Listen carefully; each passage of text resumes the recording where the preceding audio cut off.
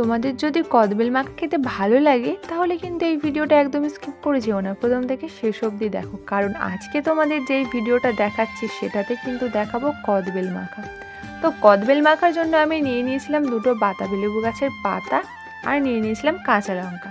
তো প্রথমে ভেবেছিলাম পাতা দুটো হয়তো আমি হাত দিয়ে কেটে ফেলতে পারবো, কিন্তু আমি কাটতে পারিনি। তো পাতার মাঝখানে যেই মোটা অংশটা আছে সেটা কিন্তু আমি হাত দিয়ে ছাড়িয়ে নিয়েছিলাম, আর পাতাগুলো আমি হাত দিয়ে কাটার চেষ্টা করছিলাম কিন্তু কাটতে পারিনি, সেই জন্য করে নিয়ে নিয়েছি একটা ছুরি আর ছোট ছোট করে কিন্তু পাতাগুলো কেটে নিয়েছিলাম।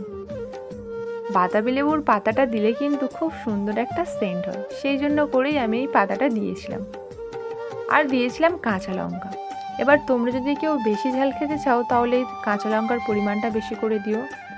আমি অল্প করে ঝাল দিয়েছিলাম তাই দুটো কাঁচা লঙ্কা দিয়েছিলাম। কাঁচা লঙ্কাটা মাঝখান থেকে চিড়ে নিয়ে ছোট ছোট করে কেটে দিয়েছিলাম।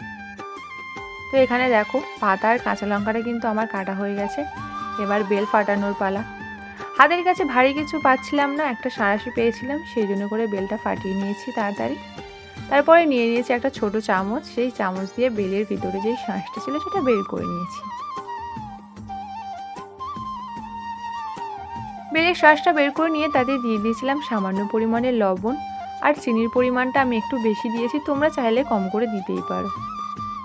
আর দিয়ে দিয়েছিলাম সামান্য পরিমাণে সর্ষের তেল, আর কিন্তু ছিল ভাজা মশলা, এটা আমি ভিডিওতে দেখাতে পারিনি। দিয়ে ভালো করে বেলটা মাখিয়ে নিতে হবে। মাখিয়ে নিলে কিন্তু খেতে দারুণ লাগবে, তোমরা অবশ্যই করে বাড়িতে ট্রাই করে দেখবে। আর এই ভিডিওটা যদি ভালো লেগে থাকে আমাকে একটু সাপোর্ট করো। আজকের মতো টাটা।